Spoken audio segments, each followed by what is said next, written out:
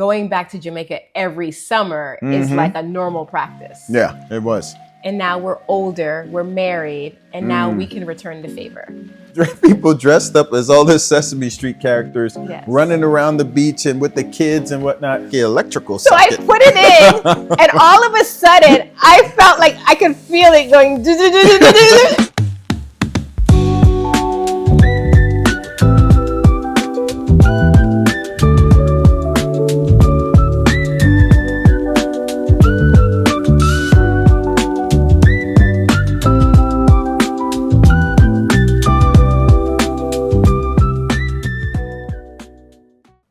Welcome back to I Can't Wait to Travel podcast. I'm Lisa. And I'm Anthony. And we are here with a podcast about relationships, travel, and everything in between. Can't wait. Absolutely. So today we're going to talk about family. Family in regards to travel, how we've traveled as a kid, how we've traveled with our family, and how much that's mean to us. Mi familia. Absolutely. So let's start off with our kid travel. What did travel look like for you? Oh, wow. And tell the people where you're from, when you started travel, all that good stuff. Well, I'm Anthony and I'm from Canada. And what happened was when I was a kid, well, really my first memory of travels is going to Jamaica. I know we mentioned Jamaica quite a lot, but as a kid, I used to travel back to Jamaica to visit my family, grandmother, grandfather, cousins, aunts, uncles, and friends. I used to go there a lot. And then actually in the summer times, they used to send me down there by myself on an aeroplane. So a lot of people don't realize that for a lot of kids whose families are from Jamaica, going back to Jamaica every summer is like a normal practice. Yeah, it was. So, and going by myself too. Yes. I think I was probably about 8 or 9. And ironically, there was a bunch of other little kids going back on their own as well too. So who would you stay with? I would stay with at my grandma's and grandfather's house, which we called the big house, where everybody was staying at the big house until others started building their own homes and whatnot. And then I used to go there and, it was fun. Used to tend to the pigs and the goats, the other manner of animal that was there. So it really wasn't really a vacation. I think I was an indentured servant as a child.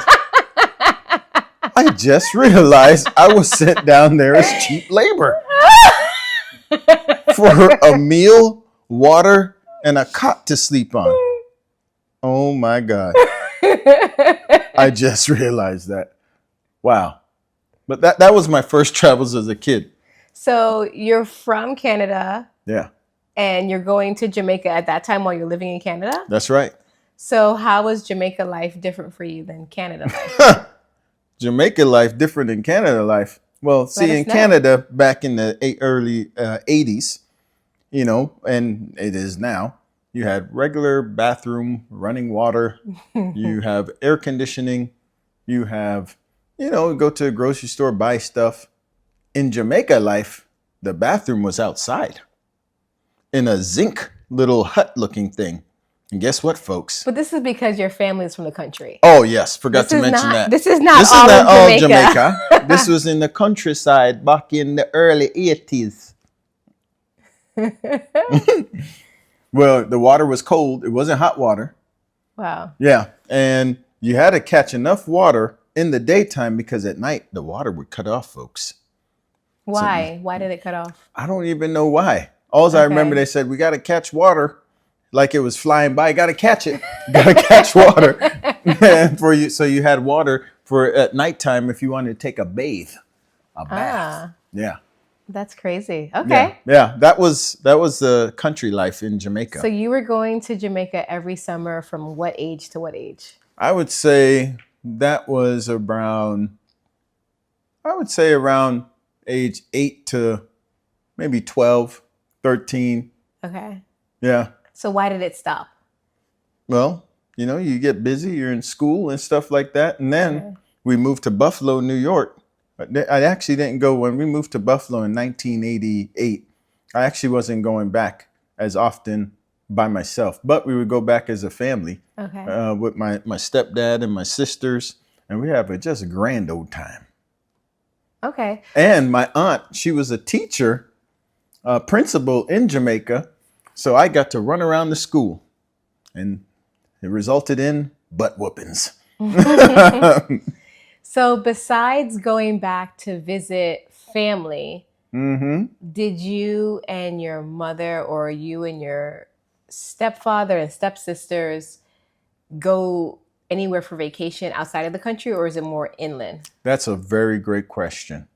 Well, when we were in New York, we used to go on a lot of family trips, but they were just everyone pile into the SUV and then we'll go. The family trip was to go visit some of my other family members. That was our trip. Okay.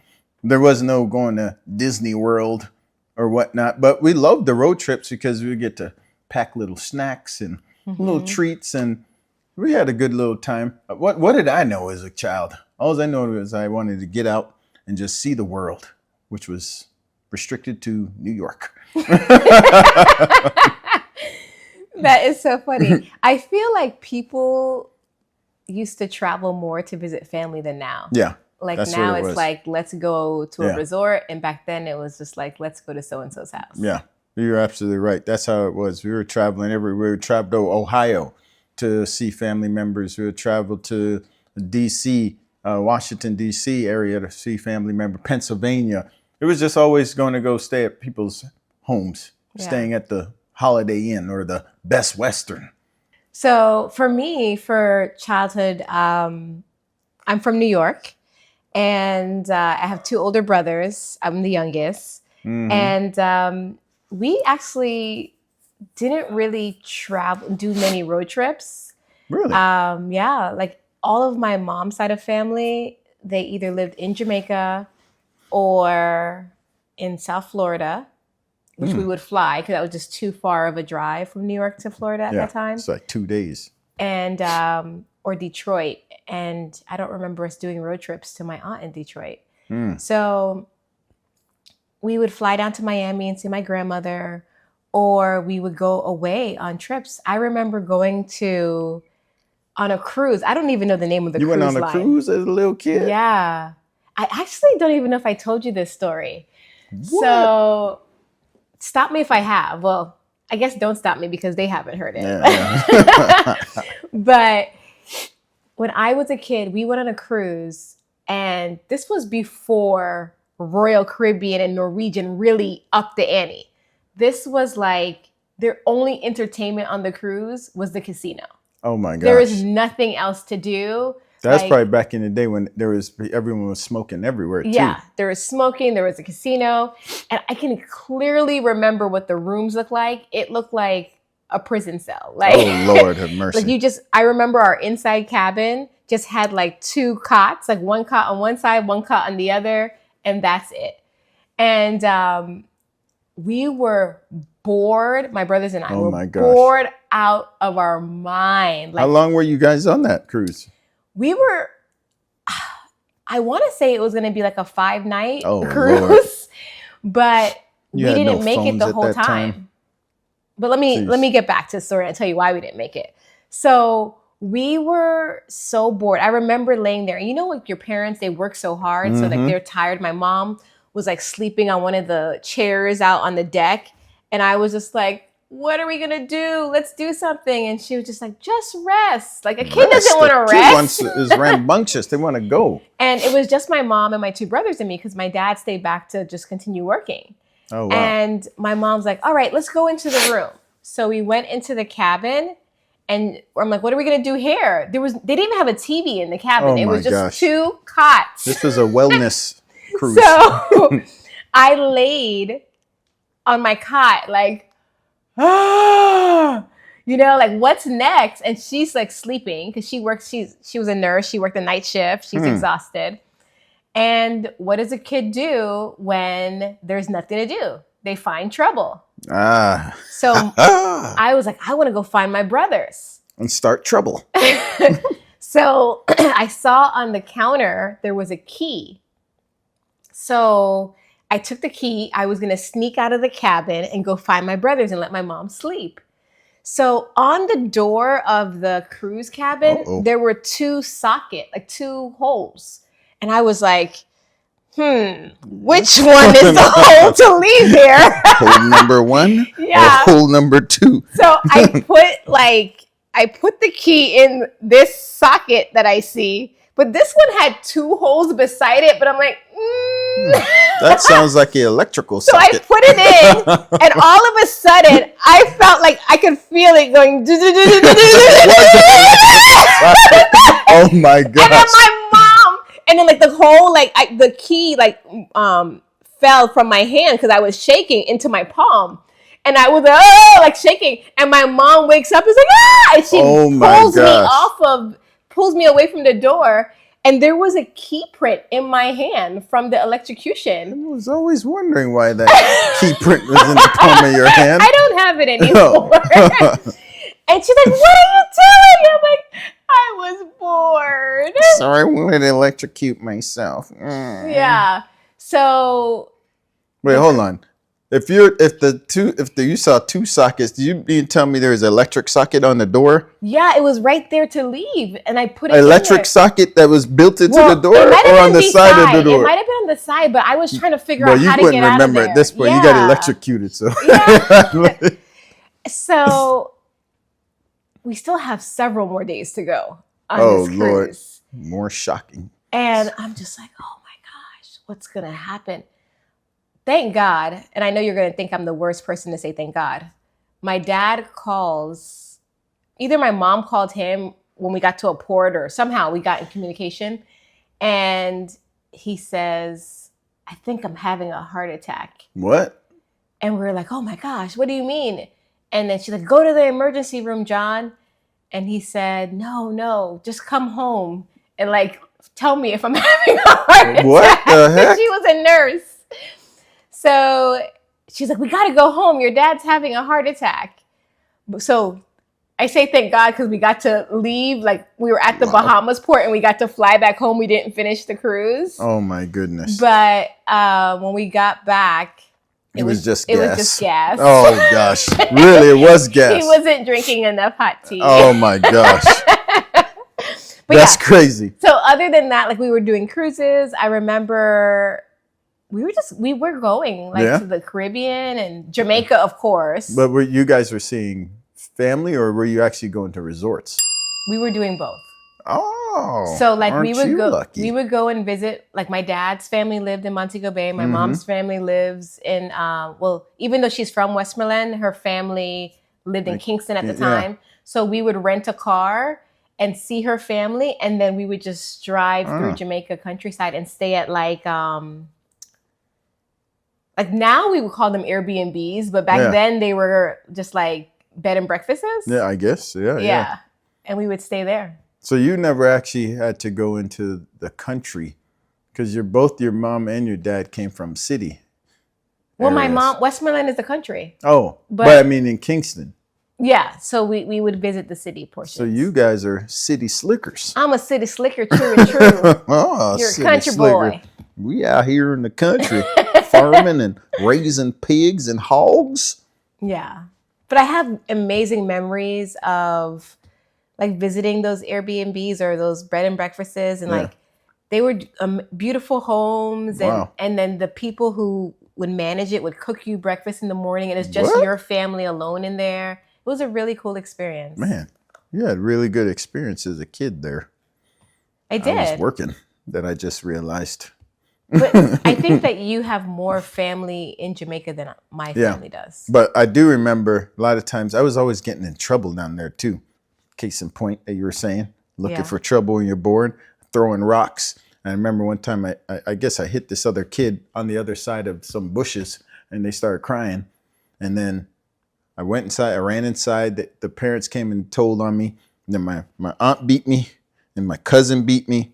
And they're like, wait till your mom gets home. My mom came back because she was out.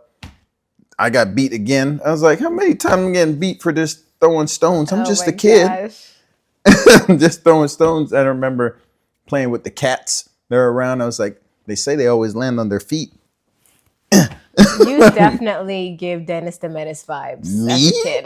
I can see it right now. For sure. So as you're growing up, you're now in high school. Yeah. Are you still traveling at that time, or you're just like focused on? I didn't want to travel at all. Yeah. My traveling was grad night going to Orlando. But I mean, we did travel. We would go to Jamaica again, seeing family here and there, and then went to England because we have family in England. A lot of Jamaican folks have family in Canada, England, New York, Florida. But we would go to England, visit one of my aunts. She got married. So we went there, got to see England. That was in 1996, actually. Still remember that. Uncle Sid.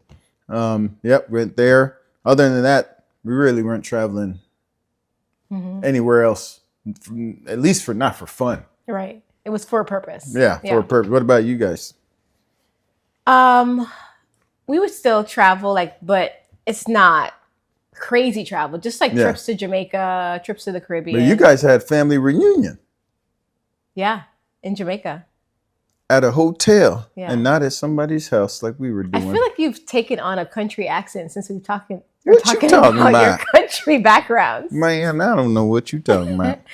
So, our parents were able to show us travel, and now we're older, we're married, and now we can return the favor. So our first family trip, we head out to Iberostar, Jamaica, which is in the Montego Bay, Rose Hall area.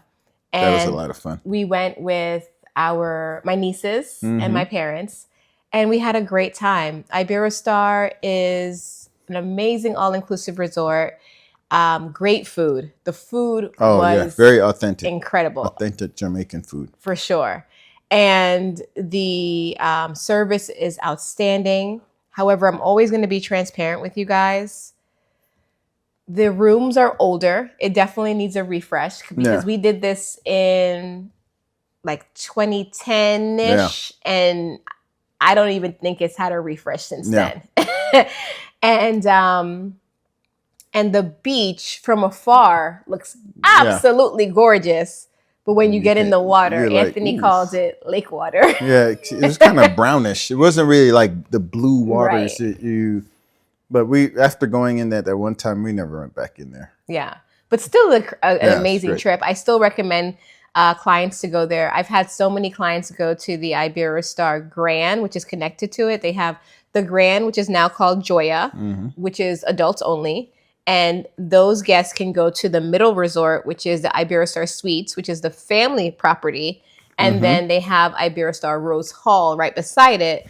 And that is family as well, but they're in tiers. So Grand can go to Suites, Suites can go to Hall, but you can't go up to the next tier.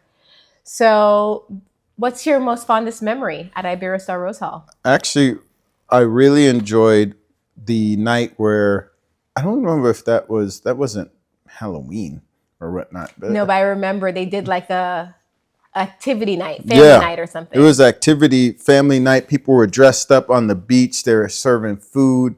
They had a bunch of people prior to going to the beach in the, I guess, an auditorium area. There was like a dance off. And then I forgot the one Jamaican song was left, right, left. I don't remember what the song was. You can always find an interesting dance when you go to Jamaica. They'll make a dance out of anything. Oh, what was it? Thunderclap. What was the other one with the sprinkler and whatnot? All types of stuff. Or even my niece, who's only 9 years old. And they had to dance good girl, bad girl, good girl. And whenever they would say good girl, the legs would be closed. When they say bad girl, they'd open their legs. And then my little niece is like, good girl, bad girl. And I'm like, no, don't do that. What are you doing? See how influential songs are? Yes, for sure. But on the beach, I liked they were doing a fire show and everything. That was a really good time. It was amazing. You could look at my niece's eyes and see that they were blown away. Really, it was a great time. Yeah. And just a sidebar from that trip, whenever we, that was the first time we had ever gone away with my parents together as a couple. Yeah. And my dad seemed stoic the whole time. I guess he's enjoying himself. He seemed He seemed to, but he wasn't really like overjoyed. Yeah. And then later on, we find out that he goes on trips with my nieces. And he's like, do you know where I've been? I've been to Iberostar. I deserve better treatment here. And I'm like, what? Didn't even know he even enjoyed himself. Yeah, we had no idea. So after the Iberostar trip, our next family trip, now we've included your family. Mm-hmm. And we were going to surprise my parents and your parents to a trip. Yeah. So my mom's Marie and John. Anthony, you've been talking about your parents. So you talked about being born in Canada, moving to New York, and then you had a stepdad. Mm-hmm. And now that you're an adult, your parents had separated. Yep. So now we're going to Cancun with your mom and Mert, who is your other stepdad. Yeah. Okay, just to clarify it all. Yeah, this is a long trail there. You got to keep up with us, folks. So what did this mean to you, taking your mom and Mert to Cancun? You know what? And when you're growing up as a kid and you see your parents are working hard, paying for you here and there. Even my mom even paid for some of my college semesters. Paid it with her credit card. And just anytime when I was off to college in Tallahassee, I didn't have to work, but she was working even harder so I could just be focused on school. So now fast forward as an adult, you're like, now I'm able to give back to our parents, and be able to pay for them to go on a trip or experience some of the things that we've experienced as young adults. It brought me joy to be able to say, we're paying for your flights, we're paying for transportation, paying for your excursions, you're paying for the hotel, the resort. It was amazing. Yeah. What about you? So to let them know, what we did was we told them, we're going to take you away on this trip, but you don't know where you're going. Just pack summer clothes, be ready by this date. And bring your passport. Don't forget your passport. And of course, bring your passport. And they may not have said it, but they were so excited. They're like, oh my gosh, where are we going? Just tell us, please. Just tell us. And it was just so fun. I remember we got the Sprinter truck to come, or van to come pick us up here at the house.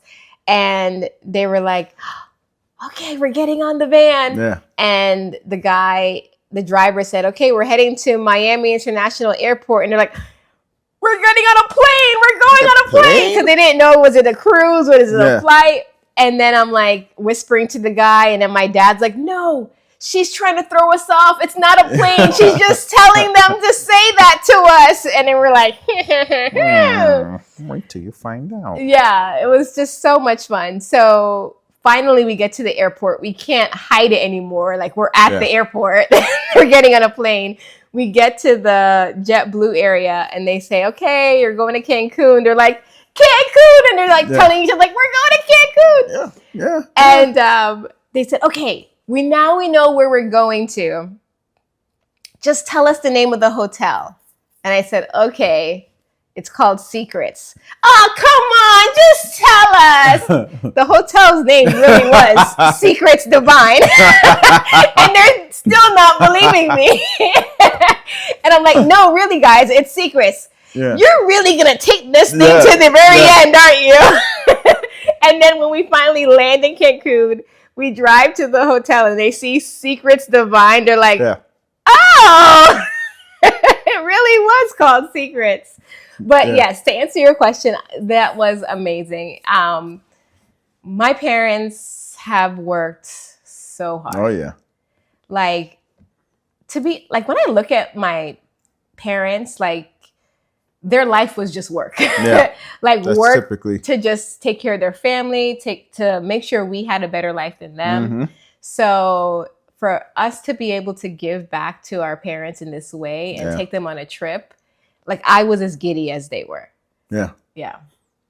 Yeah. It brought me a lot of joy to see how happy they were. Yeah. Exciting. I was like, man, this is amazing to be able to do this. And then we even took them into a lounge. That was the first time I think we took them in the lounge, in the American Airlines lounge at the airport, where they could just relax and whatnot. Like, hey, we got, you got to treat your parents. Okay, guys. Anthony is so about the lounge. Depending on if you're going long distances and stuff, you know. I mean, the lounge. Let us know in the comments. Is the lounge a big deal to you guys? Because whenever we go to the airport, Anthony's like, let's go sit in the lounge. And I'm like, why? Because why do you want to you want to be able to decompress before you get on the plane and you have free food and drinks in there. No. I want to sit at my gate and stare at the gate and make sure I 4 don't hours. miss the plane. Okay? That's what I want to do. And fight over a seat. The food in American Airlines lounge isn't even that good. It's not that good. If it's an international lounge, let Those me were go. a lot better. But for American Airlines, I don't want to eat that buffet food that everyone's like scooping up. Who's scooping food and going? But I hear people sneezing and coughing in the lounge, and I'm like, you're too close to the food to be sneezing and coughing right now. I mean, that's every lounge is going to be set up that way. But you guys know that you've been to buffets and you've been to buffets, and some of them you're like, I'll pass. Side note, a funny incident that occurred one time when we were in the lounge. Remember, there's this lady that was yelling at somebody. Oh my God. I don't remember why she was yelling at him. Maybe they were coughing. It was during COVID. Yeah, and the guy he was coughing near the food. And she said, "You're disgusting, you pig! How would you cough? Why would you cough during the food? We're all wearing masks. Yeah. What's wrong with you?" And I mean, she was saying this loud. She was berating this guy. This place was silent. Just watching it was like on TV where everyone stops and stares at this one guy and this lady, and she's just going in on him. She was going in like a dimple. And what made it worse was he just stood there and took it. He took it like a champ. He was took just it like, in the chin. He was just like, if I could fall into a hole right now, I would. And like, yeah, she was right. He shouldn't have been coughing on the food. But like, you could have went up to him. Could have been like hey, better. Excuse me, mister. Hey, mister. Can you mind covering your mouth, mister? Turning your head? And it was really sad. But 10 minutes later. Yes. We're leaving the lounge. Do you want me to tell it or you're going to tell it? Let me tell it. Go ahead. So we're going out the lounge and we see her and her husband. Now, this was, I forgot where this lounge is at Miami International Airport. But it's one where you got to take this long escalator up high. It's like to the second floor. It's like just one escalator straight down. And so they were walking, they turned the corner and they went to go down the escalator. The wife is in front of the husband. And all of a sudden, guess what happens? Doom, doom, doom. She must have tripped or took the wrong step. And she went tumbling down. Seriously tumbling. First. And what was the husband saying? Oh, beep! Ass. And then every tumble, you heard it. Like she literally looked like some hay going down the escalator onto the floor. And she had just berated that man. So I knew who she was. She was a celebrity at this point. 10 minutes later. And I was just like watching her like. Yeah. It was crazy. As she went down. And then he had the nerve to run down and say, "Somebody help her." And everyone's like, isn't that the same lady who just did that in the lounge? You're on your own, dude. She seemed like she was okay, though. I don't know how she did. Yeah, she was just like, yeah, it was just. You ever seen a bug when they fall on their back? It was crazy. Like that. But we didn't laugh at it at the time. To be clear, it was just like maybe I try to keep a straight face, but in my head, like I've never seen, and I don't believe in karma. Yeah. But if there was a such thing as karma, I've never seen it work that fast. Yeah, that was crazy. Yeah. That was crazy. That's what happens at American Airlines lounge, folks. So you go for the show. You don't go for that's what you go for. There's always a show in there. So back to what we were saying. Sorry. Slight detour. A slight detour. So our parents got to go see the lounge for the first time. Yeah. What was your favorite part about having your parents at Secrets Divine Cancun? The favorite part was like when we were in the pool and we're playing volleyball with them. You know, and then every time Mert's like service, like how we play volleyball for long, all day, playing volleyball with our parents. And it was so cute because your mom doesn't even know how to swim, but she was in there like, she was like, but we obviously were in the shallow end or whatnot. But it was fun playing volleyball with them. I think we played almost every day. Yeah, we were playing volleyball every day with them. Yeah, it was so much fun. And ironically, while there, one of my coworkers was there that we saw. I remember, which was very ironic. But yeah, that was probably the most memorable part of Secrets Divine with our parents is playing volleyball and being able to see like them interact like kids. They were like kids, trying to spike it and whatnot. It was so much fun. What about you? What was your best part? I have two moments. One was when Mert was in the water. We have a picture of him. We have to show it to you by the end of the video. And he was just running and smiling in the water like he was 5 years old. Like, it was like diving in like a and the sad part is that like I felt like he was so free. Like he had spent his whole life, catering to his kids and working, and I can finally be free. It was just and not have to worry about anything financially or whatnot. Just be yourself. It was just so great. And then my other moment that I saw a video of it a couple weeks ago. I started crying. Was just like there's a video of my dad dancing to the music and just seeing. We're not gonna go there. Just seeing Mert so happy, my dad dancing, and that was only, I don't know, 10 years ago. Yeah. And Mert has passed away. He passed away in 2020. Right at the beginning of COVID. January 2020. And my dad has dementia now, and he doesn't even know who I am. So just to see that 10 years ago, we had this amazing trip with Mert. 5 years ago, my dad couldn't even remember me and can't do that now.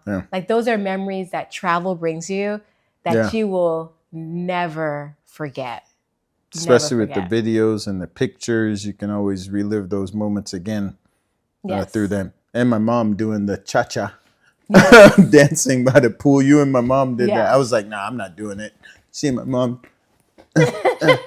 trying to keep up with it. Yeah. It was a great time. Let's talk a little bit about Secrets Divine. We are big fans of the Secrets brand. Secrets is an all-inclusive resort. It's adults only. And they are in Mexico, Jamaica, Costa Rica, Dominican Republic, St. Martin. Now they're opening in St. Lucia this year. They're opening in Aruba this year. They are an amazing brand. I enjoy every Secrets property. However, some are higher up on my list than others. But if you are going to a Secrets in Mexico, it's going to be amazing. Secrets in other islands, contact us. We'll let you know if it works for you or not. But Secrets Divine, it's not the laid out large property resort that we're used to for Secrets. It's more of like a taller building, almost like a New York high rise. But the food was great there. Was incredible. Everyone has an ocean view too. Yes. By the way. And I remember if we went into that dark room, I think it was to celebrate your birthday, wasn't it? Somebody's birthday. I don't remember. It was your birthday because I remember one of the pictures taking a picture with the chef guy. The food in there was amazing. Yeah, it was great. Amazing. The entertainment in the day was pretty good. They had a nice entertainment team. It's not really known for night entertainment there. But the way it's located, you're in the hotel district, you're Yeah. in that strip. So we easily walked across the street to the mall, to the movies, to like our parents. We just like, hey, you want to go across the street? And we just walk over. Yeah. So you can easily be immersed into the culture. Yeah. It was good. It's like if you were to go to like Brickell in Miami or whatnot. For Any sure. major city, you have all the shops and stores. They had a great time walking around there as well, too. Yeah, we did. We did. We definitely did. So thank God that wasn't our last trip with them in 2015. After that, we headed to Sandals Negril. Sandals Negril. We're back in Jamaica. We Jamaica, can't keep us Jamaica. away from Jamaica. So we went to Sandals Negril. Negril. And actually, I asked my mom about this beforehand. I said, have you ever been to Sandals? Negril? She's like, yeah, we've been there. Both me and you were there. And she actually showed me a picture one of the times when we were in Jamaica when I was a little kid, where we were in the water, in the grill as a kid. So we did go on a trip while we were in Jamaica. I guess they drove from Portland to Negril. And the water at Negril is just very pristine. It's where a lot of water sports. People do water sports in Negril. Absolutely, for sure. So we stayed at Sandals Negril, and let's talk a little bit about this property. Yeah, yeah. All-inclusive resort, as all Sandals are. They only offer one bed in all of their rooms. So if you're thinking of going on a girls' trip, you can, but you're going to be in one bed. Okay. They do not have any bedrooms with two beds in there. Nope. And so now we're spending a little bit more money because now there's 3 rooms at Sandals. It's a lot more than Secrets, but it's definitely worth it because the food at Sandals is usually great. Yeah. The drinks are fantastic, as mentioned before. And however, Sandals Negril you might be surprised to hear this. It may be my least favorite Sandals. Oh, yeah. I mean, compared to all the Sandals. Even Ocherias? Oh, gosh, I forgot about that. So you're right. So Sandals Ochi is my least favorite Sandals. And then maybe Sandals Latak. I feel like when we moved to the new room, it made up for it a little bit. So I would say Sandals Latak and Sandals Negril are about the same for me for least favorite. Yeah.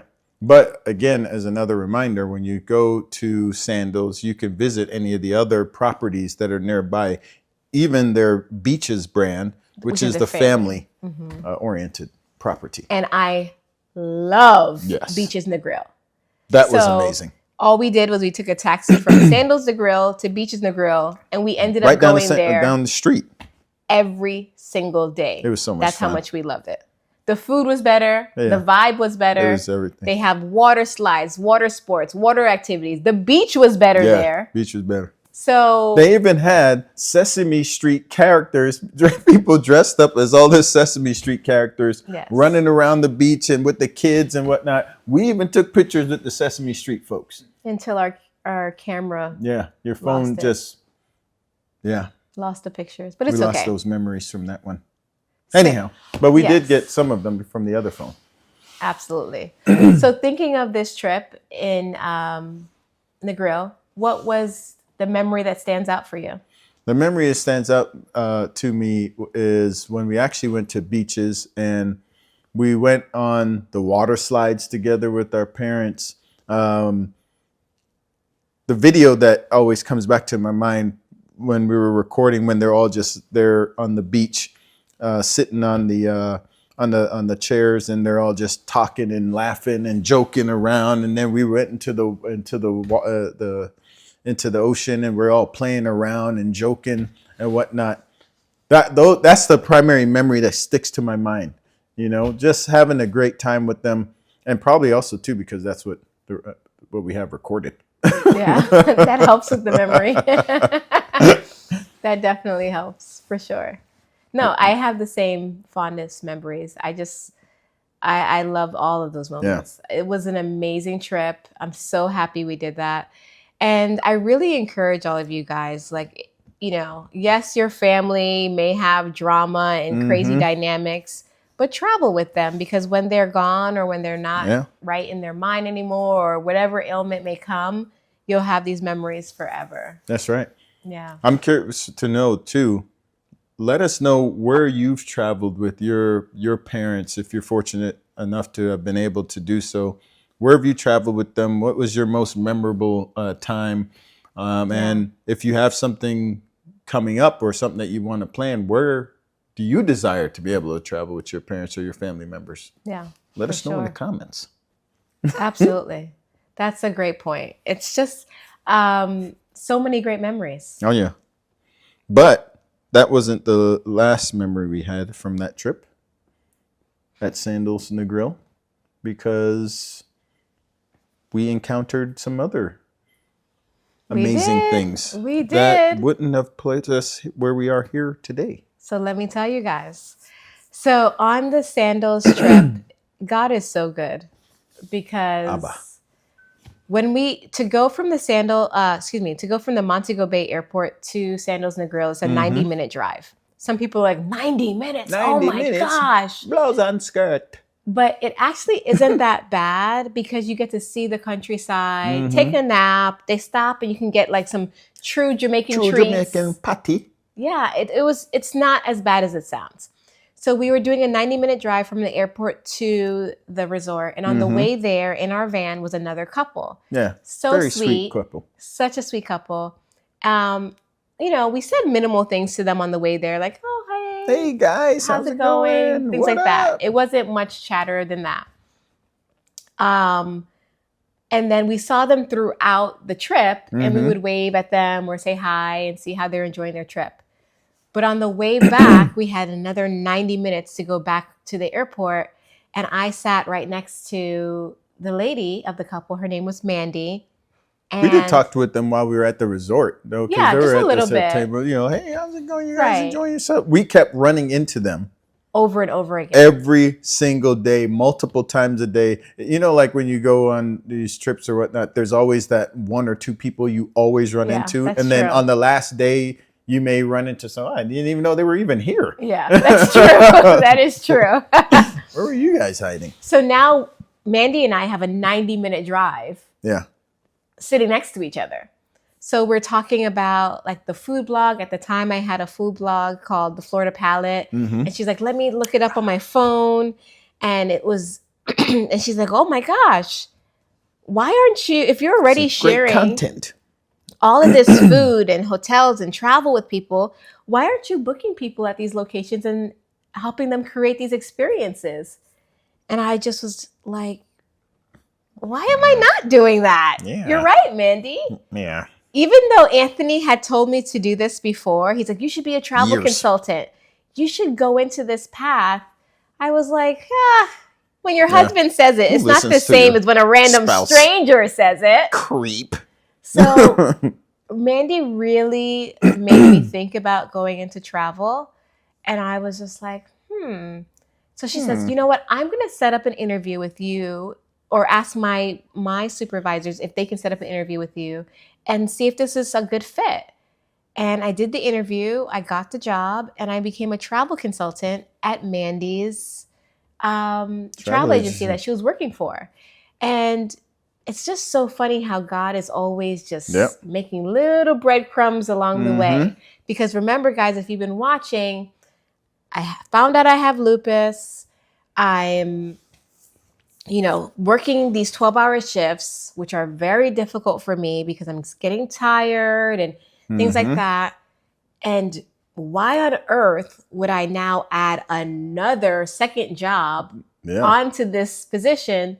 But it was my passion. And also, you're Jamaican. Jamaicans always have more than one job. So I'm like, I don't know, but something makes me want to do this. So I joined Mandy's travel agency that she's working for. I'm still doing the medicine by day. And somehow I'm doing both and because I love it. And being a wife by night. And I would say I did that for a couple of years, working at the same agency as Mandy. And one day we were talking. And I will tell you guys this about Anthony. Throughout our entire marriage, no matter what I want to do, he always wants to take it to the next level. He always believes in me to push me to the next hemisphere. I remember when I first graduated from college, I was only 21 years old, and I said, this is the school I'm going to work at. I'm going to be a teacher here.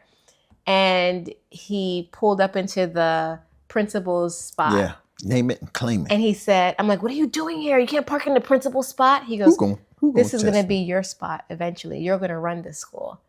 And I was just like, why do you believe in me so much? Because I believe. It turned out to be a false prophet. That wasn't my desire. It wasn't my desire at all. But the fact that you believe that if I wanted it, it could happen. That God could provide that for us.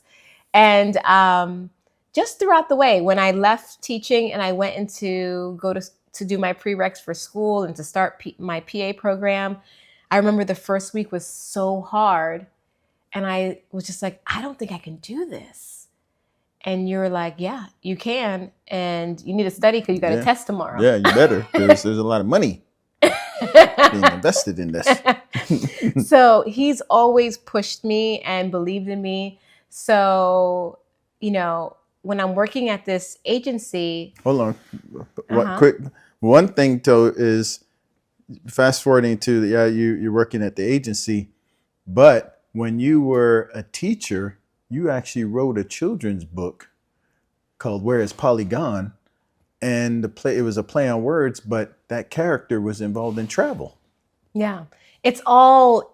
Everything has been intertwined, and it's all God's plan. And I couldn't have written the story if I tried. God has definitely just really played chess. Breadcrumbs. Yes. And the company that I was working for with Mandy, they were so loving, great culture, awesome people. I don't want to say the name of their company on air, but I will say, Tim and Leslie, I thank you for everything. They're great. I thank you for my foundation. I thank you for pouring love into me, into my cup, and just really allowing me to blossom. Thank you, thank you, thank you. But I will say that as much as I loved working there, at the time, they were very focused on Disney. Mm-hmm. And I was more so focused on the Caribbean and groups. And I just had this whole vision of what we could do. And I knew that it was time for me to go. Yeah. So you were like on board, like, let's do this. Let's do this. And one day we were just watching, I always forget the name of the show. Sunset. Selling Sunset. Selling Sunset. And it's that real estate show where these two brothers have this whole team and they're selling real estate. The Oppenheim brothers are selling real estate all through California. And you and I both looked at each other at the same time and we're just like, we can do this. We can do this. Why not? Why not us? We can do this. And we said, let's open our own travel agency. That's right. And at the time, we had a Facebook group called I Can't Wait on Friends to Travel. And it was about you not wanting to wait on your friends to travel. You're just going to go for it. Just go. And I think that was the beginning stages of I Can't Wait on Love to Travel, where you don't need to wait for a man or a woman. You're just going to go to travel. Yeah. So I didn't even have to think of a name. It was just... I can't wait to travel. We're in the pandemic. Everyone wants to travel. Pent up demand. Pent up desire to travel. Outside of the pandemic, before the pandemic, it didn't matter. Our whole life, I can't wait to travel. I can't wait. When you're having a bad day at work, when your boss is being mean, when the coworkers getting on your nerves, I can't wait became a state of mind of... okay, things are not going the right way, but in 3 months, I have that trip to Mexico. Mm-hmm. In 3 months, I have that trip to Switzerland, wherever it may be.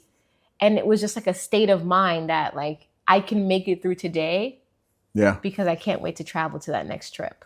Yeah. So the name was easy. Yeah, that's true. Because a lot of times when I'm going through various things in my mind, I'm like, well, I got this trip coming up, then I'll be able to relax. But if I don't have something like, man, when are we going to book something? Where are we going? I got to be able to have something to look forward to where you're going to be able to decompress. And it's, growing up in a Caribbean household, vacations really weren't a thing primarily, at least within mine. And when there were vacations, they were more so going to family members' houses, we mentioned earlier. So I never really saw like, you see stuff on TV, people going to Disney and whatnot. You would desire that as a kid. But then as an adult, when we were able to have the means to do so, it's like, man, once you get out there and you entertain that bug, that travel bug, like, it's like, man, I want to see the world. Like, it started off going to Orlando, then it started going off to Caribbean, going off to other Caribbean islands. And then it got to a point, man, I want to see Europe. I've been seeing about Europe. And you go to Europe and it just becomes a thing. So now I feel like it's important for, people to be able to get out there and see the world and not just be confined to your not just your country, but your county. There's some people that never been out of the county, or out of their state. And I think it just helps broaden your horizon, especially as a young kid, because as a young kid, I didn't really desire to travel or whatnot. But thank God for you, because you wanted to get out there and see a world. And I'm like, okay, I guess I'll tag along and go on for the ride. And now here we are. Yeah. I can't wait to travel. Yeah. So I'm working full time. You're working full time. Yeah. But because of the pandemic, I actually could not work because I have lupus. The kids were sick. We didn't know what COVID would do to me as someone with lupus. So my doctors advised me to stay home. Thank God we were in a financial situation where I could stay home and not worry about it. So we were sitting there thinking, okay, let's open this business. I would say a week or two later, I end up going to the doctor for an appointment for my lupus. And I end up catching COVID at the doctor's office. Yep. And this is COVID. It's when you guys think of COVID now, you're like, you caught COVID. Yeah. This is COVID before vaccine. Yeah. When nobody knew what was going to happen. Nobody knows. It was really like people are singing in Italy, in the buildings to like trying to boost up the morale. This is when they were calling doctors heroes and giving them capes. This is at that time. So, and we knew it came from the doctor's office, because then when you got sick, the doctor, they're out for 2 weeks. They're going to be out for 2 weeks. She had a sniffle, and I said to her, "You don't have a cold, do you?" And she was like, "No." No, I'm good. And then I got sick like 3 days later, and then I called back and I was like, I think I got COVID from there. Can I speak to the doctor? And like, they said, she's out for 10 to 14 days. How ironic. And I was like, Isn't that ironic? Don't you think? So I was just like, okay. So I find out that I have COVID. Well, the funny part was that when, they got nervous, I had a fever. If you have a fever with lupus, you have to go to the hospital. I went to the hospital. They started doing all these tests. They said, we're not sure what it is. Oh, yeah, that's right. Can you stay so we can monitor you? And no. I said, no, I don't want to stay here. Stay where? Stay who? I said, I might catch COVID here, not knowing that I had COVID. Yeah. I might catch COVID from you guys. So the doctor, let's just get into the nitty gritty of the story since we're getting into it.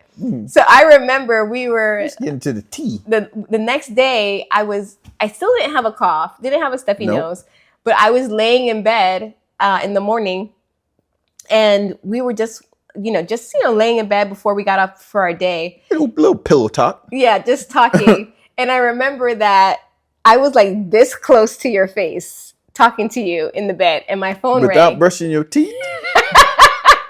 And my phone rang, and my doctor, I said, hello. And my doctor said, Lisa, did you get the news? Did the hospital call you? And I said, what news? And then you're like right here in my face. I said, what news? What they say. And he says, you have COVID. You and got mail. And I went, and I started backing up away from you. Step away. And you were like, what? Put it on speaker. I want to hear. So he's like, you got COVID. So he said, you have to come to the hospital. And, they had to give me medication. Mm-hmm. So you were so nervous that I caught COVID. So we went and immune system. Yeah, when I say I have no protection, those in the medical field will know, like I have no neutrophils. My white blood cell count is in the floor. Like I have no protection. Mm-hmm. So we didn't know what was going to happen to me. So I get isolated into a room. I have to stay there for 14 days because it was a longer time period than the room in our house. Yes. It's a longer time period because I have an autoimmune illness. So the first couple of days, look at the husband I married, guys. Hubby. The first couple of days, he moved the couch and pushed it outside of the guest room to try to hear if anything happened to me in the night, he would be able to hear it. And then he was doing everything like I would open my window in that room and he was out with a sign on the side of the house like, good morning, or I love you. And I'm like, dude, you could have just called me. It's not the same effect. We have FaceTime. I could have. That's what people were doing back then. I know. They were in the hospital outside. I ordered you pizza. You were so sweet. And then like he was even, you were like saying, I am not very tech savvy at all. So he would try to like have us watch movies together, but I would never start it exactly the same. He's like, okay, press play now. And I'm like, now? No. You're delayed by 10 seconds. So if it was delayed, you would get the joke and then I would be laughing later. And you're like, no, we got to sync it up.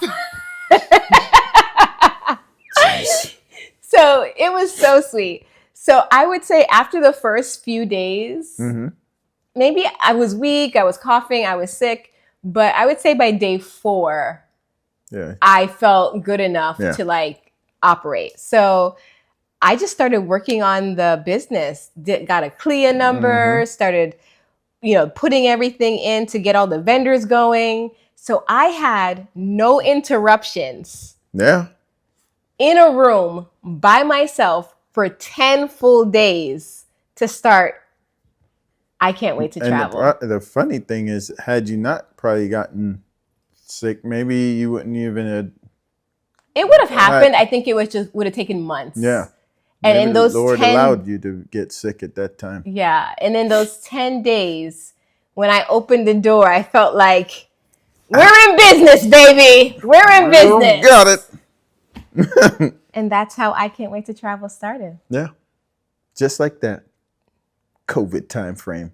Starting a travel agency business in the middle of COVID when there was all these restrictions on, travel. Remember travel, you got to go get your swabs a couple days before. Then when you get to the resort, then you're swabbing there before you come back and all this stuff. But because we were still traveling during COVID, and then when people would call you about, hey, wanting to book trips, you already knew what the process was, the protocols, and knew when the protocol was changing or when there was some new things that you had, hoops that you had to run through. So it was able to give people reassurance.